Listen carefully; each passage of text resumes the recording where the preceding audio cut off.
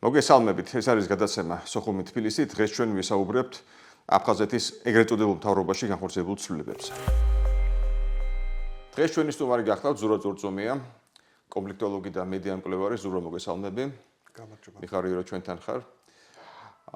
მე სანამ დავიწყებ ზურასთან შეახსენებთ, რომ გადაცემა სოხუმი თბილისი წარმოადგენს აფხაზეთის საინფორმაციო ანალიტიკური ცენტრის პროექტს. ჩვენი ყურება შეიძლება YouTube-ზე, Facebook-ზე, TikTok-ზე, ყველა პლატფორმაზე.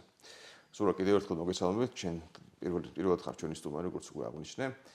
და მოდი ვისაუბროთ აფხაზეთში განხორციელებულ სამთავრობო ცვლილებებზე, მაშინდელ რაც გაიმართა ეგრეთ წოდებული საპრეზიდენტო არჩევნები. ცხადია მოხდა ცვლილებები და მე განსაკუთრებით მოხდა თვალში ერთი რომ აღარ არის ანქვაბი, რომელიც სერიოზული ფიგურა იყო აფხაზეთის პოლიტიკაში, მოდი ესე ვთქვათ, მოყოლებულებად 90-იანი წლებიდან და მეორე ბიარციცი, რომელიც იყო ამ არჩევნებზე მეტოქე ბადრა გუმბასი, რომელიც გახდა ეგრეთ წოდებული პრეზიდენტი, ის დაინიშნა ხა საგარეო მინისტრად. და რა თქმა უნდა, ხა ჩვენ არ დავივიწყოთ, რომ მთელ ამ პროცესს, რა თქმა უნდა, კირიენკოს ხელით მეთვალყურებას და კოორდინაციას უწევდა მოსკოვი, ხო, რაზეა საუბარი. და დავინახოთ ამ მოდიამაში, რა შეიძლება იყოს მოსკოვის мотиваცია და როგორ მოხდა გადაადგილება, ესე ვთქვათ, ჩინით კლანების, იმიტომ რომ ხო, როგორც ჩვენ ვიცით, ძალიან საინტერესო ფაქტია, ხა გუმბა წარმოადგენს ოჩამჩირის კლანს, ხო? მიუხედავად იმისა, რომ ოჩამჩირელი არ არის. მაგრამ ფაქტია, რომ მან დაამარცხა არძიმბა, რომელიც წარმოადგენდა ოჩამჩირის კლანს. მას უჭერდა ეს ბოდიში გუდაუთის კლანს, რომელსაც უჭერდა მხარს გუდაუთა ძალიან აქტიურად. ძალიან საინტერესოა ეს როგორ მოხდა, მოდი ამით დავიწყოთ, რომ ესე ვთქვათ, გუდაუთელი გუმბა ხდება უცებ ოჩამჩირის კლანის წარმომადგენელი და აფხაზეთში ძირითადად ეს ორი კლანი იბრძვის ძალაუფლებისთვის ტრადიციულად, ხო ესეა? დიახ. გამარჯობა პირველ რიგში. მადლობა მოწვევისთვის. კეთილი იყოს ჩემი ფეხი, რომ პირველად ვარ თქვენ სტუდიაში, წარმატებებს გისურვებთ. ხო, ძალიან საინტერესო მნიშვნელოვანი და მგონია, რომ თავარი კითხვები არის, რაც თქვენ დასვით. არ ვიცი, საიდან შეიძლება დავიწყო. ალბათ თვითონ გუმბას პიროვნებიდან, როგორც პოლიტიკოსიდან და რატომ მოხდა, რომ გუდაუთელ კაცს, ასე ვთქვათ, ოჩამჩირელებმა მხარი დაუჭირეს. ადგილობრივმა სომხებმა ეს და სომხებმა ინტერესო ასევე. ეხლა ბოლო პერიოდში ტელეგრამზე იყო ესეთი ხმრობები, რომ აფხაზები წერდნენ ანონიმურად, რა თქმა უნდა, რომ სომხების არჩეული პირველი პრეზიდენტი არის აფხაზეთში გუმბა. თვითონ მისი პოლიტიკური კარიერა ანქვაბთან არის დაკავშირებული, მისი, ასე ვთქვათ, მოძებნილია, მის ფრთის ქვეშ იყო ჯერ კიდევ 2000-იანების ბოლო შუა ხანებში მის პარტიაში იყო და როდესაც ბჟანია მოვიდა ხელისუფლებაში 2020 წელს, ანქვაბის გავლით არის ის მოხვედრილი ბჟანიას გუნდში როგორც ვიცე-პრეზიდენტი. ხო, აქ მოდი საინტერესო მომენტი, მოდი დავაზუსტო ერთი მომენტი. მაშინ შედგა ერთგვარი გარიგება ანქვაბსა და ბჟანიას შორის. ორივე ერთმანეთის, ესე ვთქვათ, ინტერესები დაიცვა და ერთი გახდა პრეზიდენტი, მეორე გახდა პრემიერ-მინისტრი. და ასობით ამ განლაგებაში ხვდება ესე იგი გუმბა ბჟანიას ვიცე-პრეზიდენტად, არა? ანქვაბის კოტით შეიძლება ითქვას. დიახ, ანუ ბჟანიას როგორც პოლიტიკოსის პოზიციაც დავინახოთ, ის ცნობილი არ იყო, რომ ისე რომ გუნდი ყოლოდა და პოლიტიკური პლატფორმა ქონდა. მას მხარს უჭერდა ამცახარა, შემდეგ უკვე პოლიტიკური ალიანსი შეიკრა ანქვაბთან.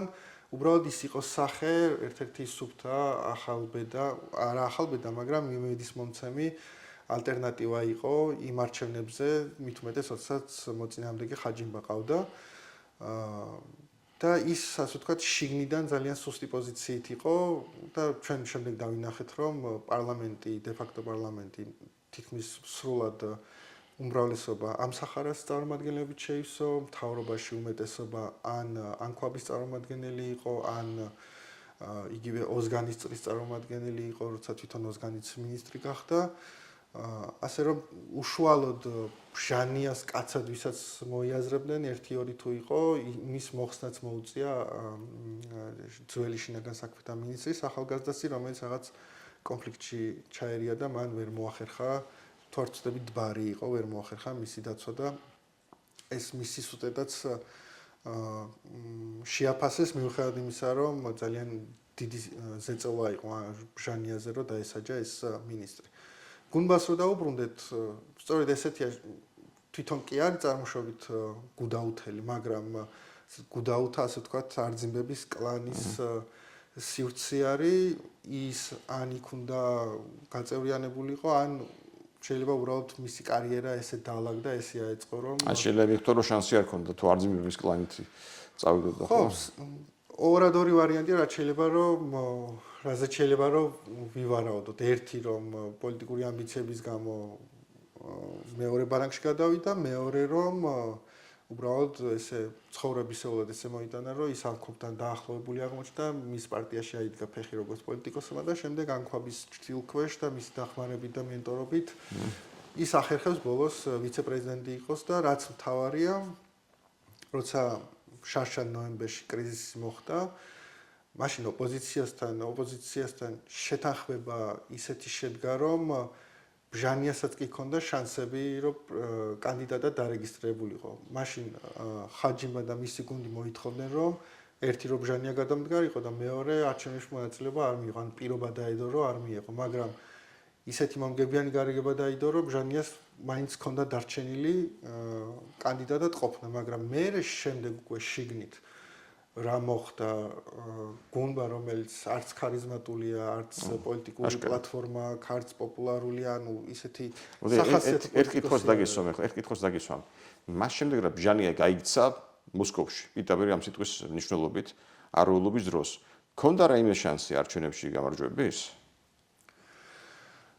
იცით იმ პერიოდის პროცესებს რო გადავალოთ თვალი ეს მარცხი ბჟანიასი არ ყოფილა ისეთი ტოტალური როგორიც იყო მაგალითად ანქვაბის შემთხვევაში ან ხაჯიმას შემთხვევაში რომლებმაც აფხაზეთი დატოვეს და ანქვაბი დაამხეს პირდაპირ და ანქვაბს საერთოდ რამდენიმე წლით მოუწია აფხაზეთიდან წასვლა ბჟანია მაქსიმუმ რაც ქნა ისიც გააფორმა რომ დაძაბულობისგან რომ დაძაბულობა შეწყვეტილიყო სოხუმს გაერიდა და უბრალოდ როდესაც ჩაწყნარდა ყველაფერი იმის მერე არის რომ ტოვებს ის აფხაზეთს ანუ ბჟანიას სრული ისეთი პოზიციები ქონდა რომ შეეძლო ასე ვთქვათ ტექნიკურად ანუ აფხაზური პოლიტიკის სტანდარტებით ისეთი კატასტროფა არ მოხდა ბჟანიას შემთხვევაში ეს არის კაპიტულაცია პირიქით როგორც ვახსენეთ ეს შეთანხმება ოპოზიციასთან თავისი პირობები თითქმის ნახევრად შეასრულა როდესაც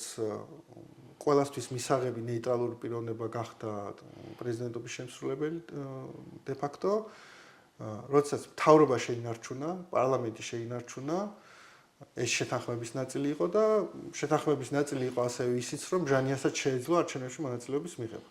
უბრალოდ ეს თვითონ შეიძლება შიგნით გუნდში უნდა გადაწყვეტილიყო, ვინ უნდა ყოფილიყო.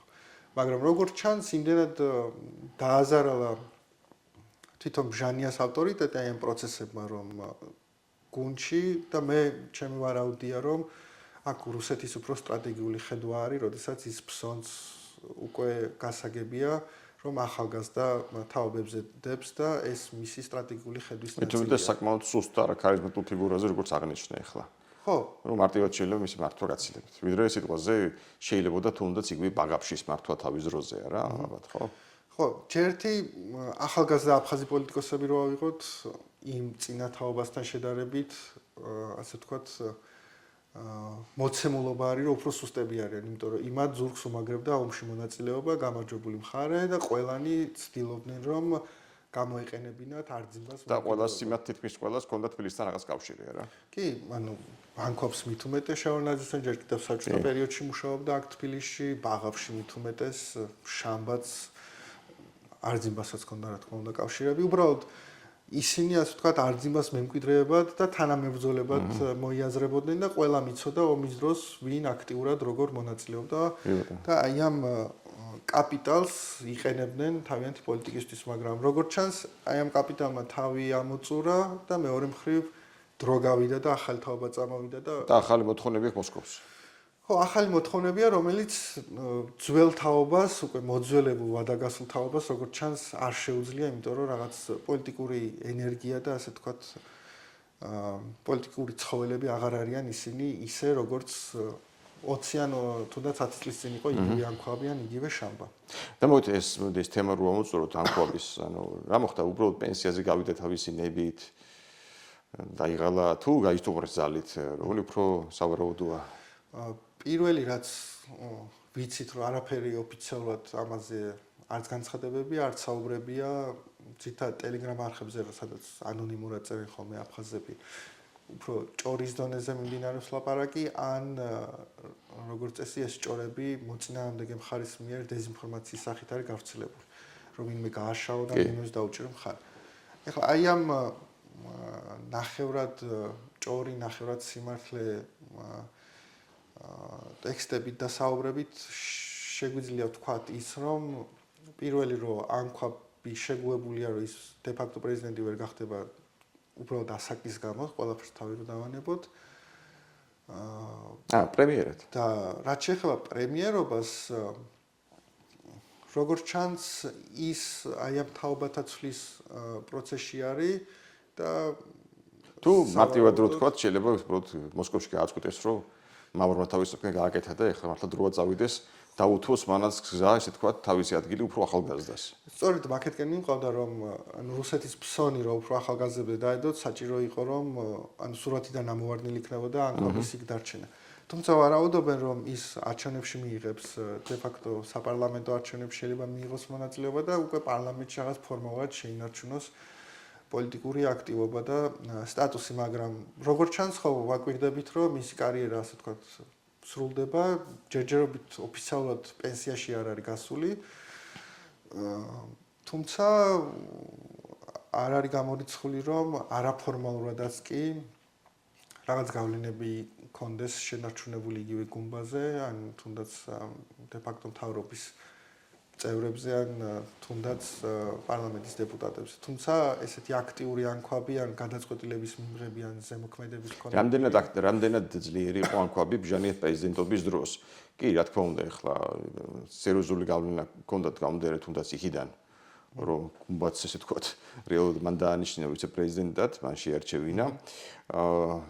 მაგრამ მოდი ესე შევაფასოთ. რამხელა იყო მისი გავლენა პროცენტულად რო თქვა სიტუაზე.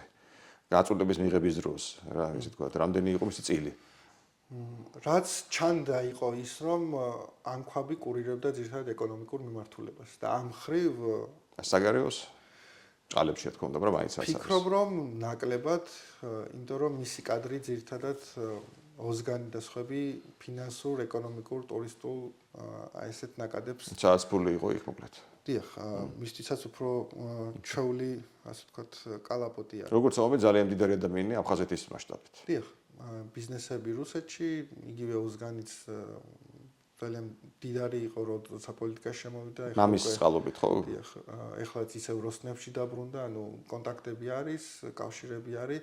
რა თქმა უნდა, ეხლა ჩვენ დაზუსტები არ ვიცით, რომელ კომპანიაში რა ზომის წილი და ასე შემდეგ არის, თუმცა ხო, ადგილობრივი ყველა ხვდება, რომ ყველა ხედავს უფრო სწორედ, რომ ღარიბები არ არიან, ძალიან დიდროდაც ცხოვრობენ და მით უმეტეს მოსკოვში რამდენიმე წელი რო ცხოვრობდა, ნუ იქ აფხაზური მასშტაბითაც ვერ გაწვდები მოსკოვში ცხოვრებას, მაშინ როცა ნორმალურად ძალიან კარგად ცხოვრობდა და არ იყო ეს რაღაც გარეუბანში რაღაც ესე დაბალი წრის წარმომადგენლად დარჩენილი.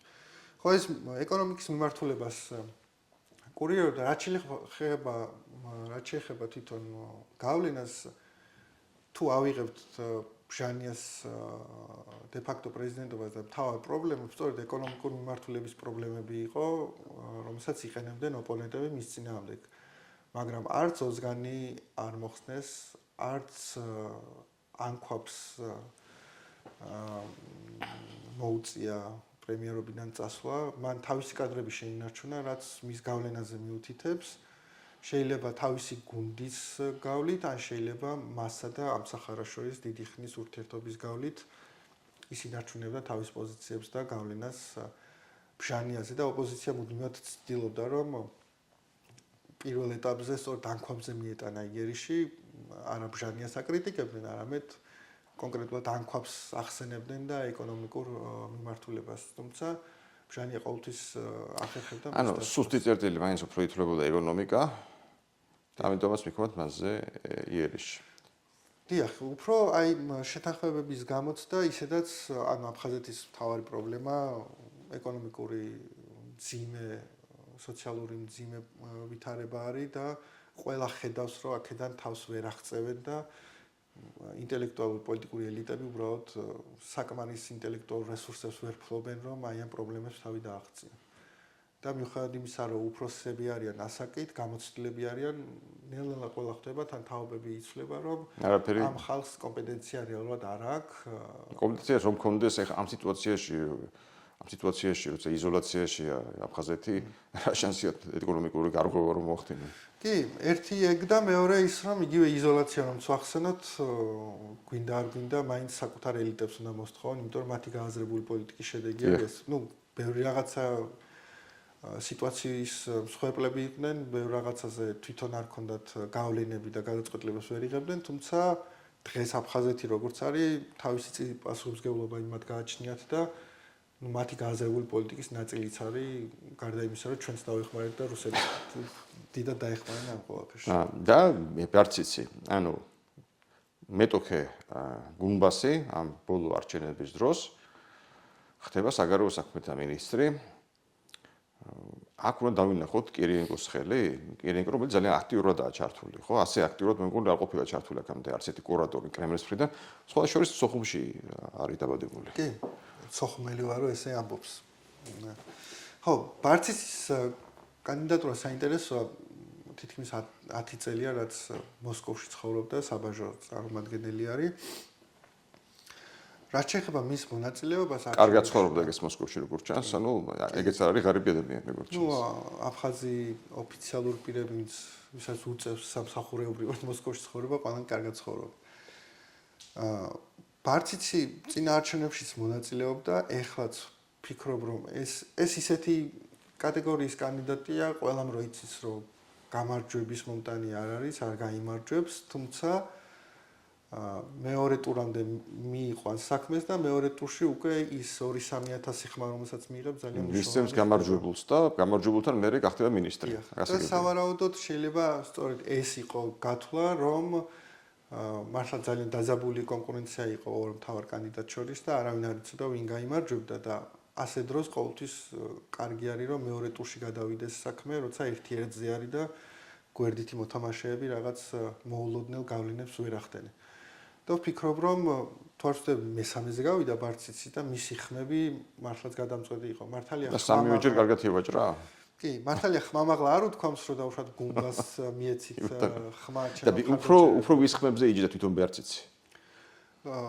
თუ არ ვცდები მისი მხარდამჭერი ასე ვთქვათ ელექტორატი უფრო მისი ასე ვთქვათ ნათესაობა მისი ანუ ეს კვეთრად არის ჯიდან გუდაუთელებზე ან ეს არ წარმოადგენს ესეთ მძიმე პოლიტიკურ პლატფორმებთან ახლოს არ არის უფრო ბიზნეს წრეებს და ვიწრო პოლიტიკურ წრეებს თუ წარმოადგენს რომელსაც კონტაქტები აქვს იგივე მოსკოვში და მოსკოვში ბარციცი როგორც de facto საელჩო ერთ-ერთი ხიდი არის რომ კრემლთან გავიდნენ კონტაქტზე იქ ვიღაც რაღაც რანგის ჩინოვნიკებთან კონდათ კონტაქტი და ასე შემდეგ.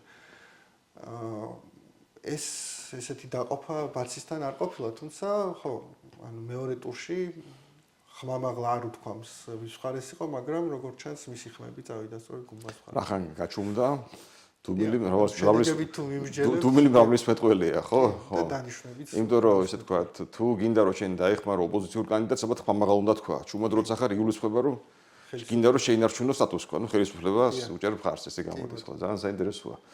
ხო, ანუ დიპლომატია კაც მოწოდებით როგორც ჩანს და შემთხვევით არა რომ ჩააბარეს სწორედ ეს მიმართულება. მან გააკეთა განცხადებები, რომ აი საქართველოს უნდა გააუქმოს კანონი ოკუპაციის შესახებ, აღიარება და ასე შემდეგ. ну არაფერი ახალი გასაგებია ხო არაფერი ახალი მაგრამ ხო მაგრამ ну როგორ ფიქრობ მაინც შენ უკეთესნობ იქაურ სიტუაციას ვიდრე ბარეორი მოდი ესე ვთქვათ რო იყოს რაიმე შანსი პრაგმატული ლაპარაკის რაღაც რო იტყვენ ფარული მოლაპარაკების დიპლომატიის თუ გაჩნდებოდეს რაღაც ეგეთი როგორი ადამიანია რათა შეიძლება ლაპარაკი ჩვენი მხრიდან ანუ ბარციცზე